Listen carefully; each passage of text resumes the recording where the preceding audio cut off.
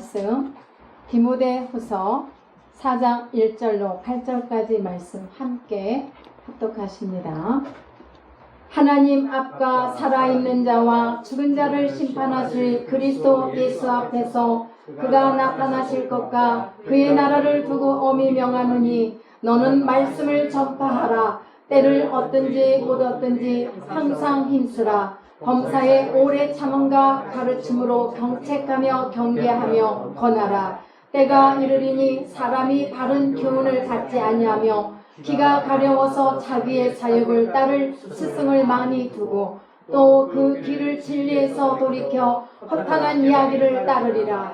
그러나 너는 모든 일에 신중하여 고난을 받으며 전도자의 일을 하며 내 직무를 다하라. 전제와 같이 내가 벌써 부어지고 나의 떠날 시각이 가까웠도다. 나는 선한 싸움을 싸우고 나의 달려갈 길을 마치고 믿음을 지켰으니 이제 후르는 나를 위하여 의의 면류관이 예비되었으므로 주 곧 의로우신 재판장이 그날에 내게 주실 것이며 내게만 아니라 주의 나타나심을 사모하는 모든 자에게도니라. 아멘. 할렐루야. 감사합니다. 여러분들 축복합니다. 오늘 우리가 축복 멘트로 하나님은 나의 목자가 되십니다. 다 같이 해볼까요? 하나님은 나의 목자가 되십니다. 아멘. 나의 목자 되신 주님이 나의 아버지, 나의 스승, 나의 모든 것이 되시니 우리는 부족할 것이 없습니다. 그렇죠, 여러분? 예, 하나님은 나의 목자 되십니다. 나의 목자 되신 주님 안에서 그리스도인의 삶은 복음을 전하는 삶으로 나가야만 합니다. 우리는 변화와 성숙에 대한 관심을 갖고 주님 안에서 경건의 삶을 통한 인격의 변화와 또 삶의 변화, 성숙함은 그리스도인의 삶의 매우 중요한 부분입니다. 그리고 우리는 하나님의 은혜와 축복에 관해 참으로 관심이 많이 있습니다. 거기에 대해서 말도 많이 하고 있지요. 그 과정에서 우리가 하는 것은 기도하고 말씀을 통해 경건의 삶을 사는 것입니다. 그 삶이 곧 뭘까요? 예배하는 삶, 기도하는 삶, 또 훈련도 합니다. 봉사하고 또 친교도 합니다. 그러나 이 모든 것의 최종적인 항로는 결국 전도의 삶입니다. 선교로 나가는 것입니다. 그러기 위해서 반드시 우리는 먼저 내가 변화되어야 합니다. 그리스도를 닮아가야 합니다. 우리는 하나님의 은혜와 축복을 이미 받았지만 더 받으면서 나가야만 합니다. 그리고 여기서 그쳐서도 안 되고 또 만족해서도 안 되겠고 나가 그러한 모든 것들을 통해 증거가 되어져야 하고 또한 전도가 되어져야 한다는 것입니다. 이 땅에서 우리 신앙의 삶의 완성과 축복의 결과는요, 전도로 나타나야 하는 것입니다. 그러한 차원에서 오늘 하나님께서 사도 바울을 통하여 우리에게 오늘 말씀하신 것이 바로 1절 말씀이지요. 하나님 앞과 산자와 죽은 자를 심판하실 그리스도 우리 주 앞에서 우리 주님이 나타나실 것과 또 하나님의 나라를 두고 엄히 명하노니 라고 말씀을 하셨습니다. 사랑하는 여러분, 우리는요 성도의 삶이란 복음을 전하는 삶이 되어야만 합니다. 오늘 말씀을 보면 2절에서 뭐라고 하셨습니까? 때를 얻든지 못 얻든지 라고 말씀을 하십니다. 때를 얻든지 못 얻든지 항상 힘쓰라. 이 말씀은 그 어떤 상황을 초월하고 말씀 전파를 위해서 엄숙한 명령의 말씀입니다. 오래 참음으로 가르침과 성도들을 바로잡고 책망도 하고 경책도 하고 또 이렇게 하면서 격려도 하면서 나가라고 우리 또 목사들에게 또 하신 말씀, 목사님들에게 하신 말씀입니다. 마지막 때에 이르면 많은 사람들은요, 바른말 좋은 말은 듣지 않으려고 합니다. 오히려 바른말 좋은 교훈을 들으면 귀가 가렵다고 성경에 오늘 말씀에 기록이 되어 있습니다. 때를 얻든지 못 얻든지 이 말씀이 뭐예요? 기회가 좋든 나쁘든 지금은 기회가 아닌 것 같은데, 그러할지라도 그런 상황에서도 우리는 하나님의 말씀을 전파하는 데 힘을 쓰고 항상 애쓰라고 하셨습니다. 그래서 어떠한 형편이든지 어떠한 형편에 처했을지라도 그리할지라도 너는 복음을 전하는데, 당신은 복음을 전하는데 힘을 쓰시오라고 오늘 우리에게 말씀하시는 것입니다. 그래서 여러분, 우리의 삶은 날마다 복음을 전해야만 하는데요, 요즘 사실 이 시대는 전도하고 복음을 전하기 어렵습니다. 뿐만 아니라 코로나19가 이렇게 격상되고 그러므로 말미암아 예배조차 마음껏 하나님 교회 앞에서 모두가 다 함께 드릴 수 없는 그런 여건, 그런 현실입니다. 하지만 더 큰 주요 원인은 뭐냐? 복음을 전하지 않는다는 것입니다. 나만 잘 믿으면 되지 뭐. 내 이웃이 없어요, 복음에 관해서는. 그래서 이 원인이, 주된 원인은 복음을 전하지 않고, 그리고 그만큼 전도하기도 어렵다는 말씀입니다.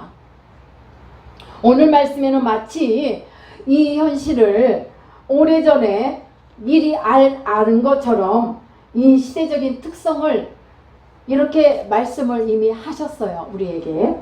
먼저 바른 교훈을 받지 않는다는 거.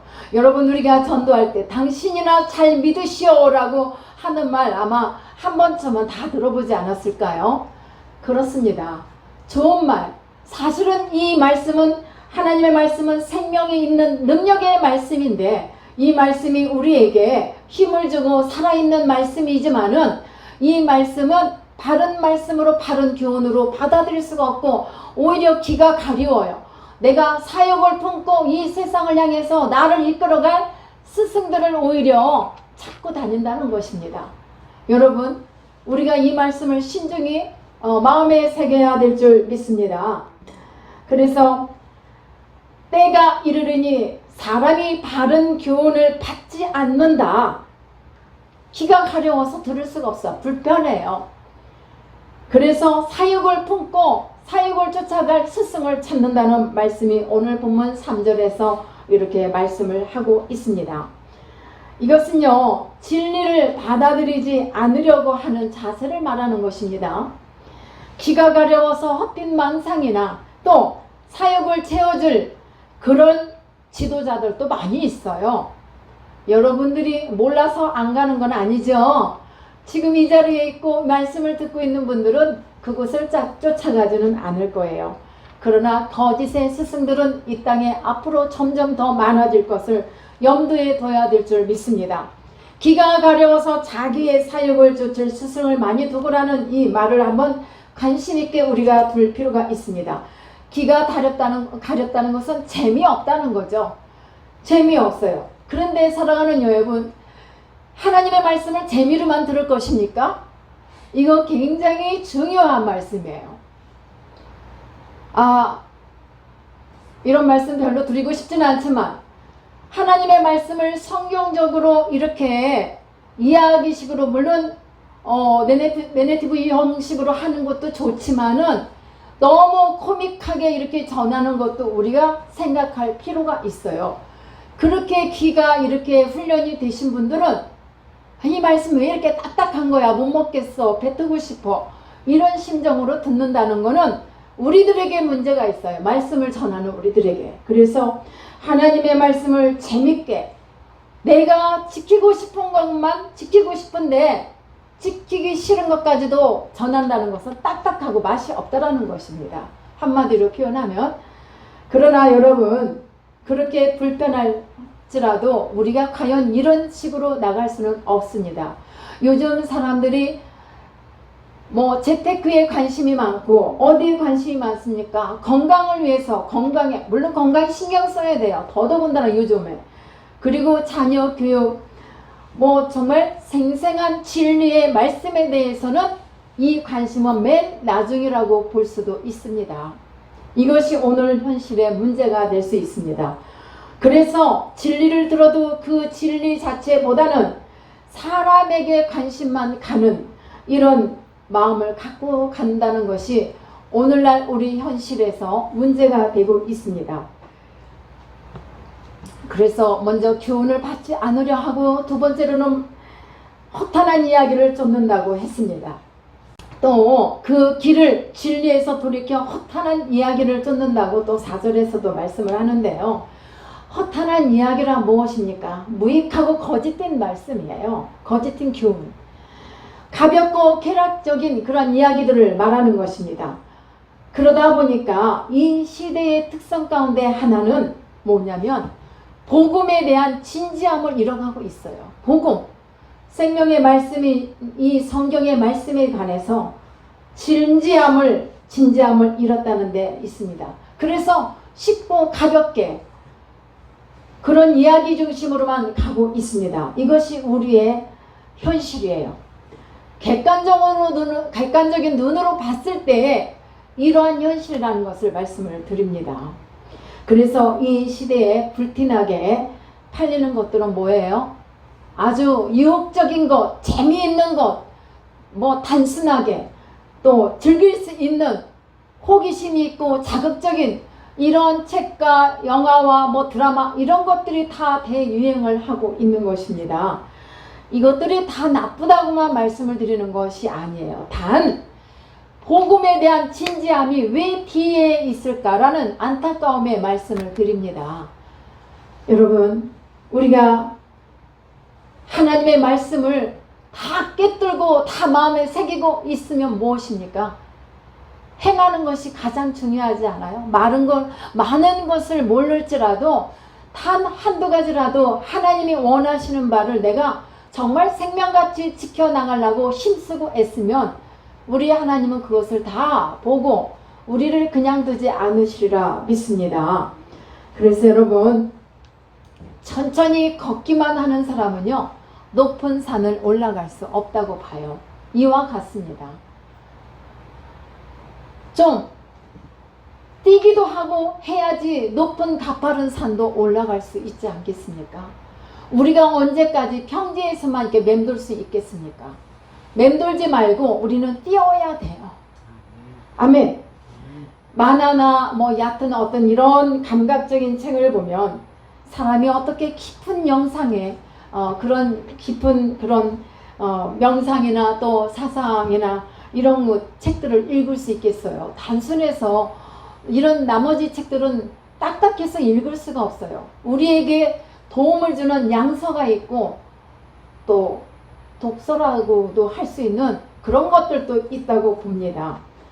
더군다나 하나님 말씀이 어찌 들어와요. 거기에만 익숙해져 있는데 오늘 현실을 지금 말씀을 드리는데요. 여러분들이 다 그렇다는 것이 아니라 우리가 그렇다고 자족하고 나는 선줄로 생각하고 있어서도 안 될 것 같습니다. 이것이 오늘날 시대의 사람들의 모습이기 때문에 그저 인생을 즐겁게 즐기며 사는 것이지 뭐 왜 일요일인데 놀러 가야지. 우리는 주일이라고 말하죠. 주님의 날이기 때문에 주일이라고 말해요. 뭘 교회를 나가서 놀아야지. 이런 상황 속에서 우리가 살고 있다 보니까 더더군다나 어려움 속에서 우리가 이렇게 신앙을 지켜나가는 것은 참 귀한 것, 하나님이 기뻐 받으실 만한 일이라고 봅니다. 우리는 이러한 매우 어려운 급박한 상황에 있지만 그럼에도 불구하고 여러분 모두는 하나님의 말씀을 접한 하나님의 말씀을 이미 먹어서 이 내 안에 저장이 되어 있기 때문에 이 복음을 어디든지 이렇게 어려울수록 더 복음을 전하라는 말씀입니다. 그래서 여러분, 오늘 이 시대는요, 의사가 많이 필요해요. 많은 사람들이 병을 갖고 있어요. 뿐만 아니라 영적인 환자들도 너무나 많습니다. 심각합니다. 영적으로 병든 세상이기 때문에 우리가 아무리 양과 염소가 있고 하나님의 말씀과 사단이 주는 말이 있다면은 여기에서 어떤 것이 옳은가를, 어떤 것이 나를 영원한 생명으로 이끄는 것을 깨닫지 못하고 분별하지 못하는 것, 이것은 영적으로 심히 병든 사람들의 이야기가 될 수 있습니다. 그래서 우리는 이런 내용들을 볼 때에 이 복음이, 이 하나님의 말씀이 누구에게든지 골고루 이렇게 씨를 뿌리듯이 뿌리면서 나가야만 합니다. 누가요? 바로 내가 그렇게 해야 됩니다. 우리는 여러 가지 이렇게 앞에서 말씀드린 것처럼 세상이 좋고 즐겁고 막 이렇게 살다 보니까 방해적인 거죠. 복음을 전하는데 방해적인 요소들이 많이 있지만은, 그럼에도 우리는 때를 얻든지 못 얻든지 2절에서 말씀하신 것처럼 복음을 전하는데 힘쓰라고 말씀하십니다. 그래야만 결실을 맺는데, 결실을 맺기 위해서는 어찌해야 될까요? 오래 참음이 필요합니다. 인내가 필요합니다. 특별히 오늘날 개척하시는 우리 목사님들 참으로 수고가 많으십니다. 목사님들의 그 개인적인 삶 속에서 오래 참음과 인내함이 없이는 이 사역을 감당할 수가 없습니다. 저 역시도 우리가 사역을 하고 하나님을 믿고 가정을 지키고 교회를 지키고 하는 것은 인내라는 이 두 글자가 빠져서는 절대로 감당할 수 없다고 늘 생각하면서 새기면서 나왔습니다. 특별히 이렇게 한 명의 성도를 붙들고도 또 끝까지 10년 20년 동안 목회하시는 우리 목사님들, 하나님이 얼마나 상급이 크실까 봅니다. 크실까 생각해 봅니다. 많은 이들이 모인 곳에서는요 별로 발견할 수가 없습니다. 왜냐하면 잘하는 분들을 따라가면서 묻혀가기 때문에 발견하기가 어려워요. 그러나 소수의 성도가 있는 곳에서는 참으로 그를 한 사람을 변화시킨다는 게 쉽지가 않다는 것을 느낍니다. 그래서 왜냐하면 잘하는 사람의 어떤 모델이 있어야 되는데 그게 아닐 경우는, 그래서 개척교회 한두 명의 그 성도가 있는 목사님들 참으로 어려우시다는 말씀을 드리는데요. 사랑하는 여러분, 우리가요 참으로 이렇게 작은 소수의 성도가 모였을지라도 그곳에서 성도들을 바르게 책망도 하고 때로는 매도 들은 그런 말씀으로 성도들을 잘 이끌어가라고 하셨잖아요. 오래 참음으로, 인내함으로. 그런데 이 말씀이 잘 전해지지 않을 때는 목회자들의 심정은 속이 시커멓게 타들어가는 것 같습니다. 성도 역시도 하나님의 복음을 전하는데 이분들이 정말 말씀을 받아들여서 하나님의 자녀가 되어서 우리가 함께 갔으면 좋겠는데 말을 안 들으면 여러분들 속이 탑니까 안 탑니까? 마찬가지예요. 네?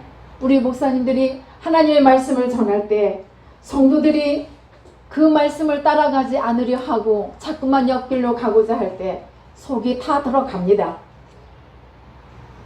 여러분, 요나가 니느웨에 가서 말씀을 재밌게 아주 만나게 잘 전하지 않았습니다. 그럼에도 불구하고 왕과 백성들이 회개하고 하나님 앞에 돌아왔습니다.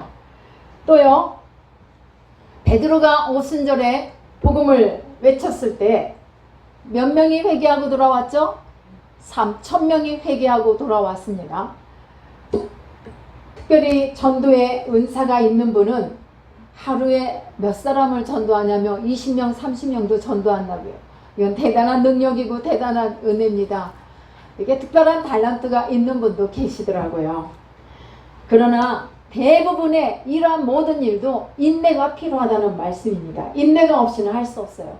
인내가 뭡니까? 시간을 두고 오랫동안 기다리는 것입니다. 고기를 잡기 위해서는 낚시꾼들이 인내를 해야지 뭐 금방 가갖고 고기가 잡히겠습니까? 우리는 사람을 낚는 어부들이시잖아요. 그렇기 때문에 인내함으로 오래 참음으로 이렇게 기다려야 합니다. 하루아침에 사람들의 내가 오랫동안 살았던 의식과 가치관, 이런 습관들이 바뀌지 않습니다. 그렇기 때문에 우리는 그 한 영혼을 이렇게 낚시한다고 표현하면 사람을 낚는 어부라고 우리 주님이 베드로에게도 제자들에게 말씀하신 것처럼 한 사람을, 한 영혼을 하나님 앞으로 이끌어 가기 위해서는 우리는 인내가 필요해요. 그래서 사랑하는 여러분들, 가족들이 아직 다 돌아오지 않으셨죠? 그런 분들도 계시죠? 그러나 우리는 인내하면서 낙심하고 포기하고 있으면 안 돼요. 포기는 배 주실 때만 한 포기, 두 포기 이렇게 세대요. 예, 어떤 분이 이렇게 말씀하셨어요. 그리고 우리는요, 인내를 하고 가족들을 향해서도, 동료들을 향해서도, 또 이웃을 향해서도, 내 친구나 일가 친척을 향해서도 우리는 인내를 하면서 그들이 돌아올 수 있도록, 그래서 반드시 열매를 맺을 수 있도록 여러분들이 참고 나가야 될 줄 믿습니다. 우리가 믿음으로 인내하고 나간다면 하나님께서는 우리에게 영혼의 결실을 맺을 수 있도록 해주십니다. 사랑하는 여러분, 특별히 전도하는데요, 하나님을 믿었던 분이 그냥 하나님을 멀리 떠나서 오랜 세월 동안 방탕이죠. 하나님을 모르고 세상적으로 자기 마음대로 자기 의지로 살아가고 있습니다. 그분들을 전도하기가 정말 힘들어요. 저희 주변에도 있습니다. 얼마나 세상으로 꽉 묶여 있는지, 그것을 깰 능력은 오직 우리가 인내하고 오래 참고 기다리는 것밖에 없습니다. 그러면서 믿음으로 나갈 때 인내하지 못하고 그래 네 마음대로 그렇게 살다가 가거라 이렇게 이런 마음을 갖는다면 우리는 아름다운 결실을 맺을 수가 없습니다. 하지만 우리는 믿음을 통하여서 기다리면서 나가야 될 줄 믿습니다. 기다린다는 것은 곧 믿음이라는 말씀이에요. 믿는다는 것, 믿는다는 것이 바로 기다린다는 것, 믿음의 의미. 참 믿음이란 그래서 기다림입니다. 기다림이 있을 때 결실을 맺게 되는 것입니다. 그래서 성경은 야고보서 5장 7절에서 말씀합니다. 농부의 인내를 배우라는 말씀이죠. 형제들아, 주께서 강림하시기까지 어떻게 하시라? 길이 참으라.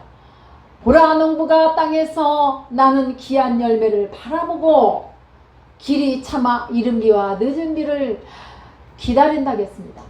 자, 농부가 씨를 뿌렸습니다. 금방 한 달 만에 그 열매가 맺습니까? 아니죠. 우리가 어떤 일을 할 때 힘들면은 이 농부들의 삶을 한번 들어가서 한번 비춰보면 좋을 것 같습니다. 그래서 농부들이 그러면서 이렇게 씨를 뿌려면은 비도 와야 되고 이런 귀한 은혜가 이른 비와 늦은 비를 기다리는 그 마음으로 기다리면서 나갈 때 한 영혼이 꽃피기 위해서는 참으로 사랑으로 인내하면서 기다려야 한다는 말씀입니다. 여러분들도 그 기다리는 마음을 가지고 인내하면서 사람만이, 인내하는 사람만이, 인내하는 성도들만이 귀한 열매, 아름다운 꽃과 같은 그런 열매 맺게 될 줄 믿습니다. 주님은요, 한 영혼을 천하보다 귀하게 여기셨습니다. 그래서 제가 그러죠. 한 영혼이 오셨다 1000명, 2명이 오셨다 2000명. 우리 여기에 몇천 명이 모여 있어요. 하나님의 천사들과 함께 우리와 함께 있습니다. 인내하는 사람이 최종 승리자가 되십니다. 그렇기 때문에 특별히 이렇게 개척교회를 섬기시며 또 목회가 힘들다고 어려워하시는 목사님들도 지금 너무나 많은데, 그럼에도 불구하고 좀 더 인내하면서 참고 나가시기를 우리가 또 간절히 기도하면 좋겠습니다. 그 다음에는 우리가 정신을 차리고 고난을 감수하면서 일을 해야 합니다. 우리는 정신을 차리고 고난을 감수하면서 맡은 바 사명을 잘 감수해 나가야 합니다. 본문 5절에 그래서 뭐라고 했습니까? 너는 모든 일에 신중하여라고 했습니다. 신중해서 어떻게 해요? 참으라겠죠. 고난을 받으면서 전도의 일을 하면서 내 직무를 다 하라고 했습니다. 이 말씀은 정신을 차리고 고난을 견뎌내라. 그리고 복음을 전하는 데 힘을 다하여 완수를 하라는 말씀입니다. 야고보서 5장 7절 말씀을 보면 우리는 참고 인내하며 나가야만 합니다. 우리 그리스도인들은요, 이 세상에서 신앙생활 하는 동안에 이런저런 고난을 당합니다. 세상 사람들보다 어쩌면 더 많은 고난을 당합니다. 그러나 여러분, 의인에게는 고난이 많이 있으리라고 말씀을 하셨어요. 의인이 누구죠? 하나님의 말씀을 통하여, 하나님을 통하여 구원받고 예수님의 보혈로 순결함을 입은 자들을 말합니다. 그래서 성도를 향해서 우리는 순결한 자라고 말씀을 드리는데요. 그리스도의 말씀으로 인하여 거룩하고 순결한 영혼들이 바로 우리 성도들이십니다. 그런데 거기에 조금이라도 혼합물이 들어가게 되면은 청결함을 잃어버리고 또 거기에서 아픔을 느끼게 되고 그런 슬픔을 겪기도 합니다. 그러나 세상 사람들은 그와 같은 고통과 그 아픔을 알지 못합니다. 왜? 이미 타락하고 범죄하고 이렇게 양심적으로 무너진 그러한 나의 삶으로 살아가고 있기 때문에 다 알 수는 없습니다. 그러나 예수 그리스도의 보혈로 말미암아 순결함을 입은 하나님의 백성들이라면 우리는 그 고난을 당하고 살아가는 것이 마땅하다는 말씀입니다. 디모데후서 3장 12절에 보면은요, 무릇 그리스도 예수 안에서 경건하게 살고자 하는 자에게는 뭐가 있습니까? 박해가 있어요. 핍박이 있습니다. 분명히 핍박이 없다면은 그거는 과연 내가 한번 점검해 봐야 돼요. 그래서 예수 그리스도로 살아가고자 하는 사람은 반드시 핍박이 있어요. 박해가 있다는 말씀입니다. 그리고 뿐만 아니라 시험과 연단을 통해서 고난을 겪습니다. 네. 하나님께서 우리를 단련하시기 위하여 때로는 시험도 있습니다. 우리를 소망 가운데로 이끄시기 위해서 욥이 시험을 겪은 것처럼 우리 역시도 그러할 때가 있어요. 그럼에도 불구하고 너에게 이 믿음이 있는가를 보실 때가 있어요. 보시고자 하실 때가 있단 말입니다. 복음을 전하는 과정에서도요, 고난을 겪습니다. 우리가 복음 전하라고 해서 복음 전하면 어려움이 없습니까? No, 아니에요. 고난이 반드시 따릅니다. 하나님의 말씀을 전할 때 사람들이 듣기를 거부하고 복음 전하는 자들을 공격하기도 하고 또 무시하기도 합니다. 그러나 무시함과 공격함을 우리가 받지 않습니까? 핍박을 받는다는 말씀이에요. 보세요. 누가 그랬어요? 우리 예수님이 복음을 전하실 때 그와 같이 순탄하지 못하고 이렇게 어려움을 많이 겪으셨습니다. 예수님이 복음을 전하실 때 바리새인들, 대제사장들, 또 서기관들 그뿐입니까? 장로들이 얼마나 방해하고 예수님을 핍박했습니까? 예수님이 이와 같이 이러한 고난을 겪는데 하물며 우리는 어떻게 겪지 않겠습니까? 그리고 전도하는 과정에 많은 시간과 노력도 들여야 합니다. 이러한 여러 가지가 우리에게는 짐이고 또 하나의 고난일 수 있습니다. 그러나 이 일을 우리가 잃어버린 한 영혼을 안타까워하시는 우리 주님의 마음, 한 영혼이 돌아왔을 때 기뻐하시는, 크게 기뻐하시는 하나님의 마음을 품고 우리도 한 사람 한 사람에게 내 형제이든 누구이든 기도하면서 다가갈 때 우리 하나님께서는 반드시 그 영혼을 주님께로 이끌어 가실 줄 믿습니다. 그래서 아름다운 열매가 여러분들의 기쁨이 될 줄 믿습니다. 우리의 경건의 삶이 완성이 되는 것은 바로 전도입니다. 그래서 이것이 예배의 완성이 되는 것입니다. 사랑하는 여러분, 우리의 봉사함이, 우리의 헌신함이, 우리의 전도함이, 이 모든 친교의 삶이 다 예배의 완성을 이루는 전도의 삶, 아름다운 복된 일을 하는 것입니다. 그래서 그리스도의 남은 고난에 참여하는 영광을 여러분 모두가 다 얻으실 줄 믿습니다. 그리고요, 최종적으로 우리는 하나님께서 우리에게 구원해 주신 것도 너무나 감사한데 의의 면류관을 주시겠다고 하십니다. 의의 면류관. 자, 7절과 8절을 봅니다. 보면 내가 선한 싸움을 싸우고 나의 달려갈 길을 마치고 합니다. 누구의 말입니까? 믿음을 지키고 선한 싸움을 싸우며 또 달려갔대요. 사도 바울입니다. 사도 바울이 이 말씀을 하고 있습니다. 이제 이후로는 나를 위하여 의의 면류관이 예비되었으며 주곧 또 뭐라고 하셨죠? 주님의 나타나심이 이제 또 나에게뿐만 아니라 주님을 믿고 주님을 전하는 모든 이들에게도 이와 같은 면류관이 씌워지리라는 말씀을 합니다. 사실 이 말씀은요, 사도 바울이 죽음을 예견한 바울의 유언적인 그런 고백이기도 합니다. 이와 같은 말씀을 이렇게 전했습니다. 사도 바울은 이렇게 오늘 본문 말씀처럼 이런 말씀을 전했는데요. 평생 전도자의 길을 걸었습니다. 그런데 주님께서 주님의 부름을 받았을 때에 사도 바울은 삶을 돌이키면서 정리를 하면서 본문 이렇게 4장 7절과 8절 말씀을 고백을 했는데요. 면류관이 예비되었다. 재판장이신 우리 예수님께서 그날에 내게 주실 것이라는 것을 이렇게 믿고 미리 선포하면서 이렇게 나갔던 것입니다. 의의 면류관을 얻는다는 것. 물론 전도로만 얻는 것은 아닙니다. 평생 동안 하나님을 경외하고 또 그분께 충성된 삶을 살아가는 우리 집사님이나 여러분들 모두가 다 이러한 복을 반드시 축복해 주실 줄 믿습니다. 확신합니다.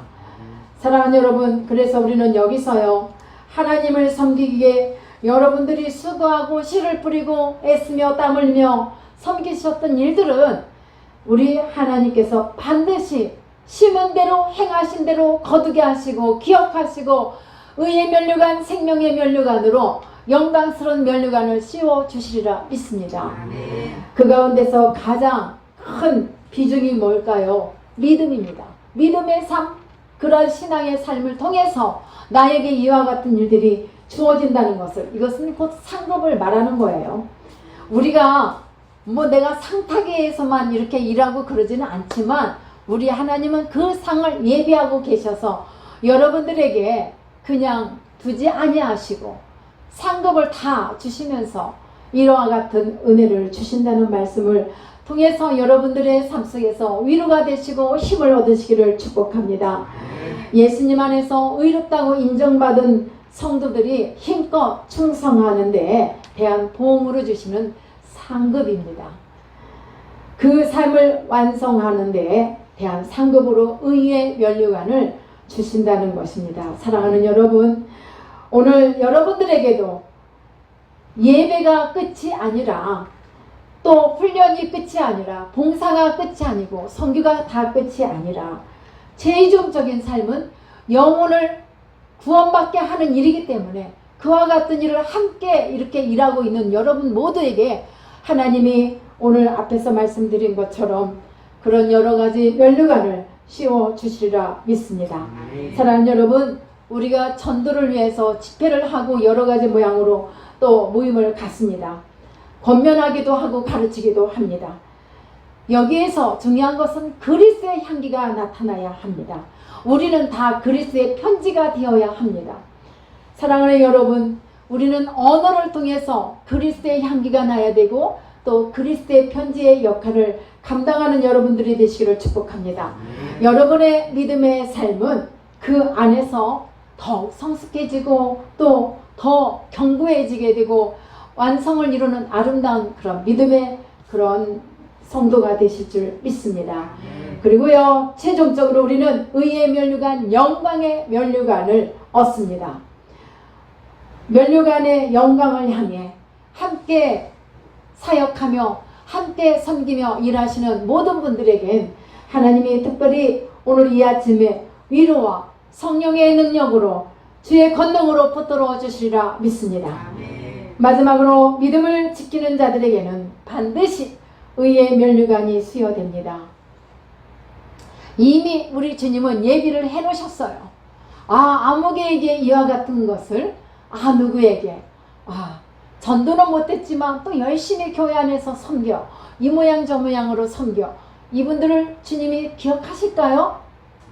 믿는 자는 그대로 될 줄 믿습니다. 반드시 기억하십니다. 그리스도에 대한 믿음을 지키는 자는 누구에게든지 하나님께서 의의 면류관을 씌워주신다겠어요. 상급으로.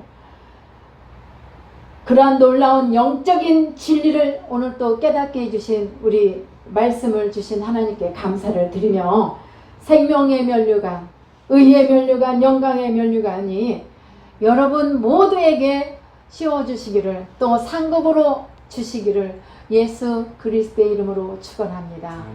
아멘. 기도하십니다.